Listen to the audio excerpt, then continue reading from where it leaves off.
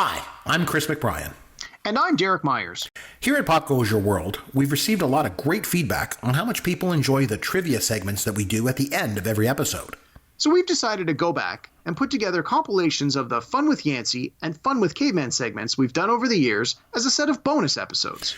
We hope you enjoy the fun. Episode 103, Fast Times at Ridgemont High Movie Review. Fun with Caveman.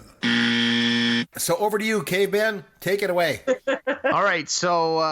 what do you got for us tonight? What do you want to do? Fast Times at Ridgemont High, as we've clearly established, is a teen comedy, one of the arguably best teen comedies. Mm. And so I've dug into the vault and picked out, 10 or 12 teen comedies that have come out in the last, 30 years. Some from the 80s, some from the 90s. And I'm going to give you a one-line synopsis of the teen comedy in question. And I need you guys to try and jump in and give me the answer. Should I wait and give Chris some time before if you think the answer is from the 80s, give Chris a chance. If it's from the 90s, I can tell you now, he won't get it. So jump in as fast as you can. But let me finish the question first. All right. Chris, is that fair? Well, sounds good to me. All right. In no particular order. Okay. All right. So, first question. This is for Kay. Oh, okay. In this 2010 teen comedy, Emma Stone plays a clean-cut high school student who relies on the school's rumor mill to advance her social and financial standing. Kay, what's the answer? Easy A. Got it. All right.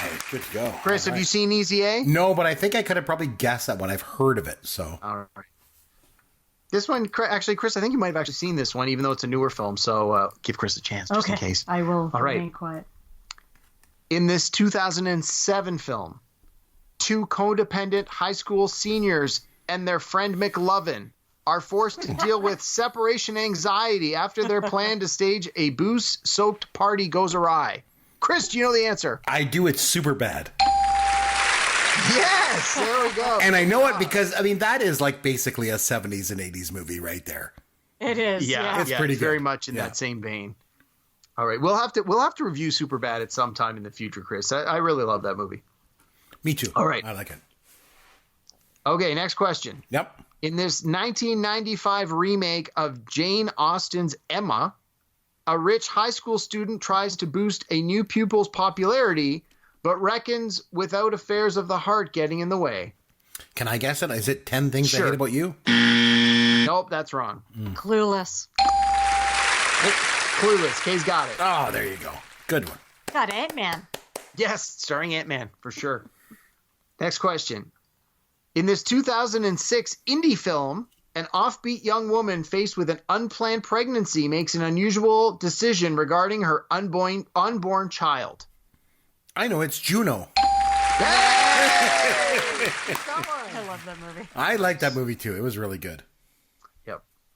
I think I've told you this before. Jason Bateman.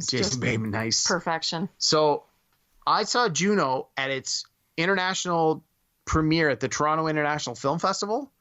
And later that same day, I saw the premiere of No Country for Old Men. Oh, geez. What? So, two very different films, but two awesome films to see on the same day, both of them having their international premiere. It was a good day at the film festival for me that year. All right, next question. Okay, Chris, this is right up your alley. All right. If you don't get this, I'm going to be very disappointed in you. In this 1985 film, a teenager played by John Cusack has to deal with his girlfriend dumping him among family crisis, homicidal paperboys, and rival skier. Is it Better Off Dead? It is Better $2. $2. Yes. I asked for a dime. I don't have a dime. I didn't ask for a dime. I asked for $2. $2.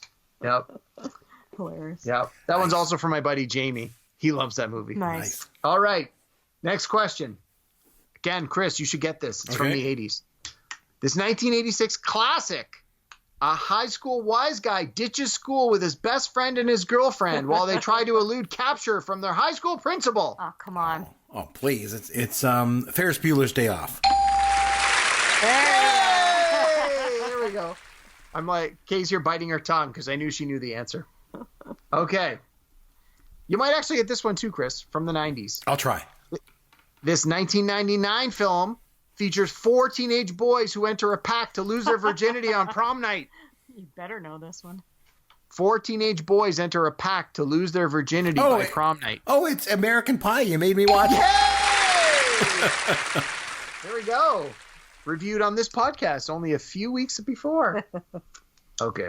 This one's for Kay, because I know Chris won't get this at all. Okay. But Chris, hey, show her up if you can. Okay. In this 1998 film, high school seniors attend the last party of the year where Amanda Beckett, played by Jennifer Love Hewitt, finds a discarded love letter written by love-struck Preston Myers, played by Ethan Embry, who never expects her to read it. Oh man, I can picture the picture on the DVD. Chris, any idea? That's a movie I never want to watch. All right. It's called Can't Hardly Wait. Oh, Can't Hardly Wait. Yeah. It was actually pretty good. Can't sit through it. All right, there you go. All right, here's another one that's for Kay, because I know Chris will get this. Jeez. This 2006 film, a high school slacker played by Justin Long, who's rejected by every school he applies to, opts to create his own institution of higher learning. Jeez, what's the name of that one? Yeah, I know the one. I've seen it. It's pretty funny. Chris, any idea? I have no clue.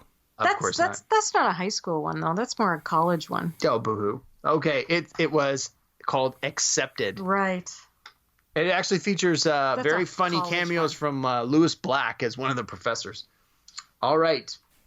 This 1997 film features a nerdy outcast played by Grey's Anatomy. Pardon me. Hold on. I got the date wrong. Okay. This 1987 film features a nerdy outcast played by Grey's Anatomy's McDreamy, who secretly pays the most popular girl in school $1,000 to be his girlfriend. It's Can't Buy Me Love. Good job. All right. That movie does not hold up. We watched that recently. My wife and I. Yeah, it doesn't hold up. It's awful. No, it does not. All right. Okay, last question. Nope. In this 1989 comedy classic, Roy Dobler, played by John Cusack, I love this movie, is a noble underachiever who falls in love with a beautiful valedictorian the summer before she goes to college. It's got my favorite song. Chris, do you know the answer? Is it Say Anything? It is Say Anything. Yep. It features Kay's favorite song, which is In Your Eyes. Yep. Petey Gabriel. Yep. In the boombox over his head. Yep. All right. You guys did pretty good on that. There's a few I stumped you on, but yeah, for the most part, the ones in the 80s Chris got, the ones in the 90s Kay got most of them. Episode 105, Game of Thrones. Fun with Caveman. Okay, guys, I tell you what, I was actually talking to my mom about this show, believe it or not. And my mom and my dad love Game of Thrones. And she made an interesting comment to me. She said, if you ever told me that I'd be watching a show with dragons in it, I'd say you were crazy. But she loves this show. So it got me thinking about dragons. So this week I want to quiz you guys on dragons in pop culture. Okay? And so if either one of you knows the answer, just go ahead and say it. Okay? And the one with the most correct answers at the end will win a prize. And in the spirit of Game of Thrones, with all the death and everything in it, and in the immortal words of Dr. Johnny Fever from WKRP, if you get the most answers right, you don't have to die. So how about that? Okay, so here goes. First question. In the 1996 film Dragonheart, Sean Connery voiced the dragon, but who played the lead role of Bowen? Heath Ledger? No. It was Dennis Quaid. Yes, Caveman. Very good. What am I thinking of? That was a different. You're thinking of Aragon. No, that wasn't him either. No. Yeah. Oh my God. Okay, guys, Dragon's Lair. One of my favorite video games of all time. What was the name of the dragon that you have to slay at the end in order to save Princess Daphne? What was the dragon's name? Anybody? Oh, you asked me this on a previous podcast, and I couldn't believe I didn't get it right. I got nothing. It was. I know it's Dirk the Daring. It was the dragon's name was. I don't know. It's Singe. Singe. No, I wouldn't have got that. Okay, this 1977 Walt Disney film featured a mix of live action and animation and told the story of an orphan boy and his magical dragon, and featured actors such as Jim Backus, Mickey Rooney, and Shelley Winters. Can you name the movie? Pete's Dragon. Oh, very good. Caveman got it. Okay, 1981. We're moving on. 1981 movie featured Ally McBeal's Peter McNichol, and he played a young wizarding apprentice who's sent to kill a dragon who's been devouring girls from a nearby kingdom. Can you name the movie? This is not my No, I wheelhouse. cannot. You guys, Dragon Slayer. You guys don't know that movie? No. Oh, man, it's really good. You should go back and watch it. Okay, you guys mentioned earlier you like reading the novels of Game of Thrones. So how about The Hobbit? In The Hobbit, the dragon is Smaug. We all know that, right? And he obviously took over the treasure from the dwarves, right? You know, obviously driving the story of the dwarves and Bilbo Baggins, and they had to go and face Smaug. But it was not the dwarves that defeated Smaug. Gentlemen, can you name the character that killed Smaug in J.R.R. Tolkien's The Hobbit? Who killed Smaug? Was it not Bilbo Baggins? No. Then I have no idea. He did it with an arrow. Lake Town? No. It was Bard. Bard Yeah, I couldn't. shot him. I could picture the Yeah. actor, but I couldn't think of his name. Okay, what folk group originally recorded the song Puff the Magic Dragon all the way back in 1963? Peter, Paul, and Mary. Oh, very good, Caveman. You got it. All right, here's one here. Rayquaza, Giratina, Dragonite, Palkia, and Dialga are all dragons found in this video game. Double Dragon. No. Nate, any guesses? I can't think of a dragon game, man. Man, where's Yancey when we need him? It's Pokemon. Yeah. And we are totally getting him back on and playing Pokemon or Drug again. That was always fun. Okay, this dragon arch enemy of Godzilla sported 3 heads, 2 tails, no arms, and first appeared in his self-titled film from 1964. Gentlemen, can you name him? No, I cannot. Nate? It's on the tip of my tongue, but I cannot think of it. It's Ghidorah. I would also accepted King Ghidorah or Ghidra. Ghidra would also be said. No, Okay, I lied. all right, K-Ban, this one's for you, okay, my friend? Okay. Comic book. This comic book dragon first appeared in Marvel's Strange Tales number 89 back in 1961. And he went on to make appearances in Iron Man, Thor, Hulk, Justice League of America, and the Avengers. Can you name the dragon that made recurring appearances in Marvel Comics over the years? Yes, I can. It's Fing Fang Foom. Very good. It is Fin Fang Foom. Congratulations, Caveman. Very good. Caveman, you did pretty My good. super nerd cred, man. Woo, Yeah. I talked about comic books and Dungeons and Dragons on this podcast. Not bad. So, Caveman, congratulations. You got 4 correct. Nate, you came up empty on this one. I'm sorry, my friend. Not surprised at all. It was a tough one. Sorry, Nate. Episode 106, The Full Monty Movie Review. Fun with Caveman. Okay, so this movie's called The Full Monty, obviously. But obviously, we don't actually see the full Monty. No, we do not. Not that I'm complaining, mind you. But the thing is, there's been lots of nudity in movies over the years.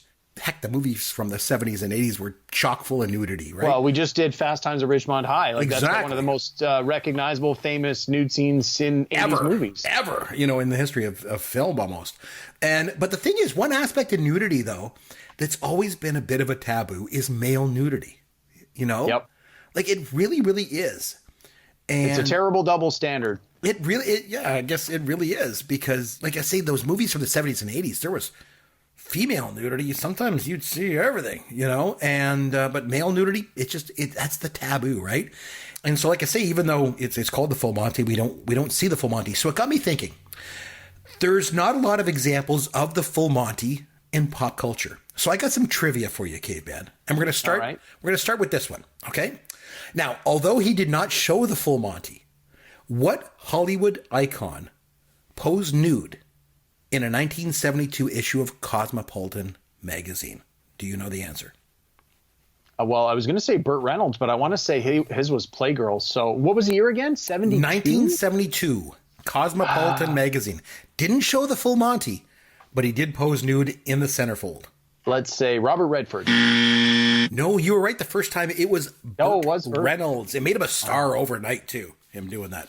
I thought it was a Playgirl that was the No, that he posed for. actually, Burt Reynolds posing in Cosmopolitan magazine in the centerfold led to the creation of Playgirl magazine. No, It was okay. so popular that's what happened. Okay, so Jason Segel. Yep.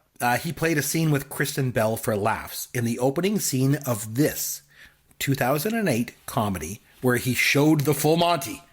Yep. Can you name the film? I can. It's called Forgetting Sarah Marshall. You are correct. Congratulations. Have you seen that movie, Chris? I have. And let me guess, you hated it and would never watch it again. Not because of the nudity, but because you didn't like any of the humor. No, actually, I thought it was okay. The thing I didn't like about that movie was Russell Brand. I I can't stand did that guy. not like that guy in that movie at all. Okay, so Kevin Bacon showed the full Monty in this 1998 erotic thriller, which also starred Denise Richards and Neve Campbell. What's the name of the movie where Kevin shows off his strip of bacon? Oh, my. Wow, bad one, kid. Yeah. That was called Wild Things. Yes, it was. And like It was a very popular rental when I was at Blockbuster. Yes, Neve Campbell, good Canadian girl. She was 1 degree from Kevin Bacon. I think, if I remember correctly, she actually didn't have any nudity in that movie, but No. the other two stars did. Yeah. Well, as Canadians, we're pretty, modest in that regard. Okay, this cop TV show ran from 1993 until 2005. And although it never showed the full Monty, it often featured the nude backsides of its stars, including David Caruso and Dennis Franz. I think I just threw up in my mouth a little on that one. Ooh, Dennis Franz. That's getting me hot under the collar. Can you name the TV show? Yes, I can. I've never seen a single episode of it, but I'm pretty sure it was called NYPD Blue. It was. I've never seen an episode of it either. Okay, Richard Gere. This is a guy that's been making movies for a long time, but his first leading role required him to show the full Monty. What is the name of the 1980 movie which featured Richard Gere as an expensive escort to lonely rich women? I have no idea. Oh, wow. It's American Gigolo. I thought you would get that one. No, never seen it. Not a fan of Richard Gere. I don't really know his back catalog that well. and Georgia- I've heard of it, but of American Gigolo, but I've never seen it. Yeah, and Giorgio Moroder's music, and it was so good. That's what Call Me. The song Call Me with Blondie came from it. No. Not a big fan of Blondie, so Oh, man. that's 2 strikes. I don't think I'll be watching that movie. All right. In the 1994 film The Color of Night, what Armageddon actor showed the full Monty? Color of Night. Yep. Armageddon Well, actor. The only one of those actors I can think was working in 1994 would probably have been Bruce Willis. So I'm going to say Bruce Willis. That is correct. Bruce Willis did show the full Monty in The Color of Night. Don't know that movie, Color of Night. I'll have to look it up. Yeah, I guess if you want to see Bruce Willis there. In the 2014 film Gone Girl, this other Armageddon actor showed the full Monty. Who was the actor? Well, I know Ben Affleck was in Gone Girl, so I'm going to say Ben Affleck. That is correct. All right. I'm not sure. I think I might have seen. I'm not sure if I've seen that movie or not. Gone Girl. Don't think so. Is that the one where the wife fakes her death? Sorry, spoiler. Is that the one where the wife fakes her death? I don't know. I haven't seen it either. So, building on this, what third Armageddon actor almost showed the full Monty in a scene with Halle Berry in 2001's Monsters Ball? Billy Bob Thornton. That is correct. And like I said, you don't see the full Monty in that scene, but let's just say you see the Monsters Ball. Oh, my. Oh, jeez. Man. Wow, you're really pulling out your A-material dad jokes here tonight, Chris. I guess, God, I'm lame. Okay, so Armageddon was a very seminal film for actors that show the full Monty, apparently. Owen Wilson was in Armageddon, but he's never showed the full Monty. So I guess he doesn't need to because his nose looks like the full Monty. So there's always that. Okay, so Derek, can you name the 1999 film that featured Jude Law showing the full Monty? No, I cannot. It was The Talented Mr. Ripley. Really? He gets naked in that? Yes, he does. He steps out of the bathtub and you see the full Monty. Bonus marks if you can name the actor that was in the scene with him when he shows the full Monty. Well, I know the rest of the cast that was in that movie, but I don't remember that scene. So I'm going to say it was probably another guy, in which case it would have been Matt Damon. Matt Damon. It was Matt Damon, definitely. One of your favorite actors. He is one of my favorites. And we get that drop in there, so that's always good. Episode 107, Spaceballs Movie Review. Fun with Caveman. Okay, so I nominated the movie, so trivia is over to you this week. So take it away, my friend. All right. So I mentioned trivia a little bit earlier. Yep. Sometimes when we're doing the trivia, we try to be clever, and instead of just asking you questions about the movie, we try to come up with questions that are maybe about similar movies or the genre, or like we were saying, potentially questions about movies where they break the fourth wall, like something that you can tie in. I decided that for this one, we'd go back to the basics. Okay. So as you mentioned, this movie is joke after joke after joke after joke. Nonstop, yep. Nonstop. And it's both audio jokes where they speak dialogue, or sight jokes where they do something funny, or visual gags on screen where something is written or placed in a way that makes that's funny. Right. Now, if you're like me and like probably many of our listeners, when I sit down to watch a 2-hour movie, especially if it's a movie I've seen before, I'm not always keeping my eyes on the screen for the full 2 hours. From time to time, I may check my email, or in the case when we're doing research for the podcast, I'll be looking it up on the IMDb, or I'll be doing searches on the internet. And I think to myself, well, I know the movie well enough, and I know this part well enough, and as long as I'm listening to the dialogue, I'm good. And I figure, Chris, you're probably like me, and you're guilty of that. So for the trivia today, I'm going to ask you some questions that are all about sight gags that are not talked about on screen. Okay. So if you watch this movie this week and you weren't watching it, you were just listening to it while you were on your second screen, this is going to be incredibly difficult for you. This could be hard, yeah. Now, I'll admit, some of these questions are probably going to be hard even if you were watching, but there are some that if you were paying even marginal attention, you should be able to get, or at least get pretty close, and we'll give you some full marks. All right? Yep. So I wrote the questions as I was watching the movie, so the questions go in chronological order based on when they happened in the movie, so that may or may not help you as we go. All right. In the very beginning of the movie, much like in Star Wars, you have the opening text crawl. Yes. Spaceballs is chapter what? Oh, it was like chapter 11. It was chapter 11. Yes. Oh, I remember that. So Star Wars being episode 4, this is chapter 11. It was a play. Right. It was a play on all that episode 4 crap and all that stuff. Yep. And I'm sure chapter 11 bankruptcy, I'm sure that was sort of subtly in there. Anyway. Okay, next question. The villain ship, I believe it was called Spaceball 1. Yep. Does that sound right? Yeah, I think so, yeah. Spaceball 1 had a big bumper sticker on the back of it. What did it say? We break for nobody. Correct. Yes. All right. Awesome. Then we get to see Lone Star's ship. Right. What is the license plate on the front of Lone Star's ship? It said, I heart Uranus. So that was the bumper sticker. That was my next question. That was on the back. Oh, sorry. On the front, he had an actual license plate on the Winnebago. Oh. Did you catch what the license plate was? Oh, I can't remember. I don't remember. I'll give you a hint. It was the name of his ship. Oh, God, I can't remember. I can't remember it. It escapes me. Eagle 5. Oh, Eagle 5. Oh, jeez. And I assume it was called Eagle as a parody for Millennium Falcon. Right. A lot of parodies, so yeah. All right, and you already got the bumper sticker, so that was right. Okay. I remember that one. Since we're talking about bumpers, Princess Vespa, what was the license plate on her car? Oh, God, I can't remember. Jeez, I can't remember. It was Spoiled Rotten 1 with a couple of apostrophes because it couldn't get all the letters in there. All right. So, and I'll tell you now, some of these other questions, you've actually touched on them in the conversation. So we'll still give you the question, but we'll see if you get it. Okay. So the part where the ship goes to ludicrous speed. Yes. There were 3 settings. Oh, jeez. It started with light speed, and it ended with ludicrous speed. What was in between those? Oh, man. It was light speed.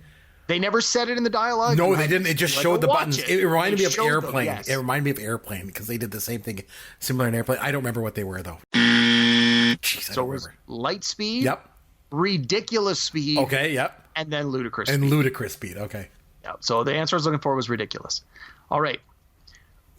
When Lone Star and the rest are dehydrated in the desert and they are found by the Jawas that we've already established are called dinks, how many Jawas found them in the desert? Oh, gosh. I don't remember. 6. I was hoping there would be 7. I'm like, come on, they're like the 7 dwarves. That seemed like an easy parody. Right, But anyway, right. we went with 6. And then I watched the rest of the scene. There were only ever 6 of them. So anyway. All right. You mentioned the scene where they're combing the desert. Yes. The combs both had the same brand name. Did you happen to catch it? God, I did not know. No idea. Ace. Oh, jeez. I assume that's a real comb manufacturer. I guess so, maybe. Or, I don't know. All right. This one's super hard, so you probably won't get this. When Lone Star goes to Planet Spaceball to rescue Princess Vespa, where does he park the Winnebago? It had a big, on the land where he parks it, it had it painted right on the thing before he landed down, the location. Oh, jeez. I don't know. I don't remember. Sorry. Yeah, that's a hard one. Prison Ball 28. Oh, jeez. Man. And then when he went in to rescue Princess Vespa, what cell was she in? What number? I don't She's know. singing the blues. Yes, I remember that. Oh, I don't remember the cell number. Cell number 2. Oh, okay. Jeez. God, Again, those some of these hard. are really hard. If you Oh, weren't, my goodness. Those are Okay, tough. the last 2 are couple. I got 2 more questions. They're both kind of easy here. Yeah, okay. sure. This one I think is a real easy one. What color were the lightsabers from Dark Helmet and Lone Star? Oh, was it green and red? Dark Helmet's was green. Lone Star's was orange, more of an orange okay. yellow. And I think because Luke Skywalker had the green lightsaber in Return of the Jedi, I think I figured your answer might be that Lone Star had the green one because in Star Wars a good guy had the green one. But I think Mel Brooks deliberately switched that just to play with it. Okay, last question. What is the name of the diner at the end of the movie where they stop for fuel? It's called the Space Diner? Nope. Oh, I don't remember. I just- Gus's Galaxy Grill. Oh, jeez. Oh, jeez. So this is why you don't watch a movie with 2 screens. You pay full attention so you pick up on all the little details. Like I say, the jokes and the sight gags are coming at you in this movie so fast and furious that it's so hard to miss a lot of this. Like, it's so easy to miss a lot of this stuff. It's hard to pick up on a lot of it. And obviously, my performance in the trivia section tonight displayed that. So I got one more bonus question for you, Yeah, Chris. sure. We didn't talk about this at all, so let's just real quick. Sure. There was a big gag part of the movie was about the merchandising. Yes. In the movie, there is Spaceballs, the insert name of merchandise here. I wrote down 12 different pieces of merchandise that some were directly referred to in the dialogue and some were just shown on screen. Off the top of your head, how many can you come up with? Okay, so I remember there was cereal. And there was the yogurt doll. And I remember the flamethrower, of course. Of course. Was there a bed sheet?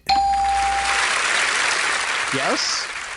And I can't remember any else. Was there shaving cream? Yes. Yes. That's 5. Can you think of one more? Can you get to halfway? I don't know. Was there a lunchbox? Yes. So I redeemed myself somewhat. Okay, you got half. The other ones that I had on my list were T-shirts, dinner plate, coloring book, toilet paper, and the toilet paper had Dark Helmet's face on it. Of course. Spaceballs, the towel, which was Yeah. right next to Spaceballs, the shaving cream, and then Spaceballs, the placemat. Oh, the placemat, of course. And the funny thing was, that whole scene, why they put that scene in there, was because Mel Brooks actually went to George Lucas before he even made this movie and said, hey, are you cool with me spoofing Star Wars? And George Lucas said, I have no problem with you doing this. I think it's a great idea. I love your work. Do it. The only thing is, you cannot sell any merchandise from the movie because he didn't want him, profiting off of merchandise from spoofing Star Wars, which I can understand. So Mel Brooks just crammed it all into the movie, but he never sold any of it or anything like that. But that's why they just recurring joke in the movie is about the merchandise. So.